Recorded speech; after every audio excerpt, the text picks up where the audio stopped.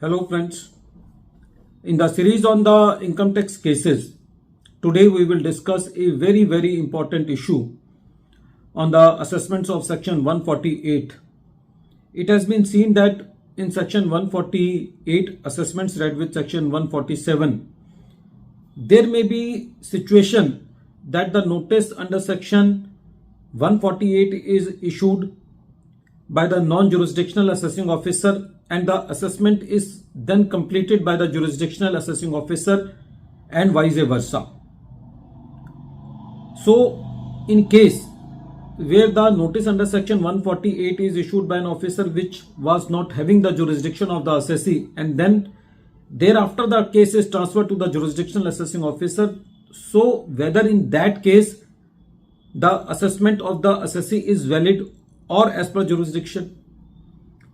This issue has been taken by Delhi ITAT SMC bench on 17th May 2024 in the case of Saroj Sangwan versus ITO, and this case has been reported in 120 ITR Tribunal at page number 287. The matter relates to the assessment year 2011-12. In the present case, the facts of the case are like this.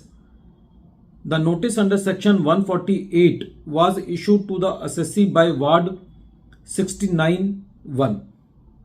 After that, when this notice was issued, the assessing officer felt that he was not having the jurisdiction over the assessee.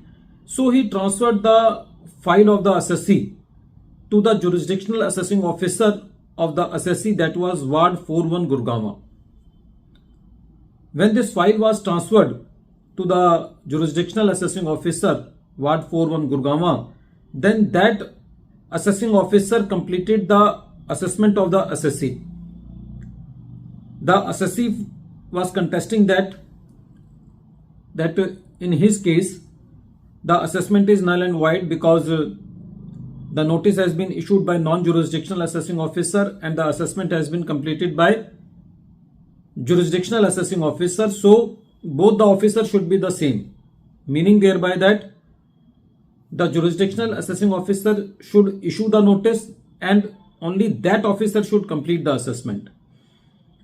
But CIT appeal didn't give relief to the assessee on this ground, so the matter came to the tribunal. And when the tribunal heard this matter, the tribunal said that in the present case, jurisdiction over the assessee was with ward 41 Gurgaon at the time of issue of notice. But the notice has been issued by non-jurisdictional assessing officer, that is ward 69-1. The tribunal said that in the present case, the revenue is unable to produce any evidence on record that ward 41 have issued the notice to the assessee. So the tribunal was of the considered view that when the revenue is not able to produce on evidence that the jurisdictional assessing officer has issued the notice to the assessee and then completed the assessment, so in that case the assessment is null and void. The tribunal also relied on two important judgments. One is Nishi Kapoor versus ITO 2019, which is reported in 74 ITR Tribunal, short note 74, and the matter was decided by Delhi Tribunal.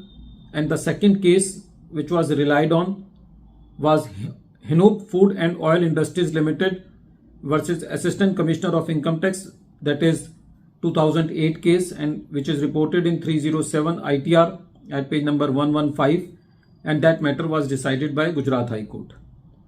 So friends, from this case it is very clear that the jurisdictional aspect is very important as far as the income tax proceedings are concerned, and it has to be checked.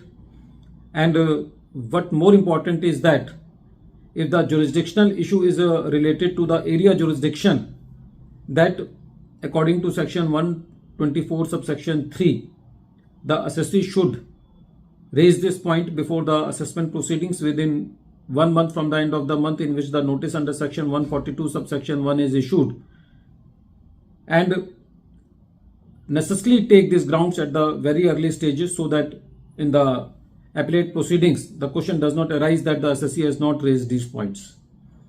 At the end of this video, once again, I am repeating the name of the case. The name of the case is Saroj Sangwan versus ITO.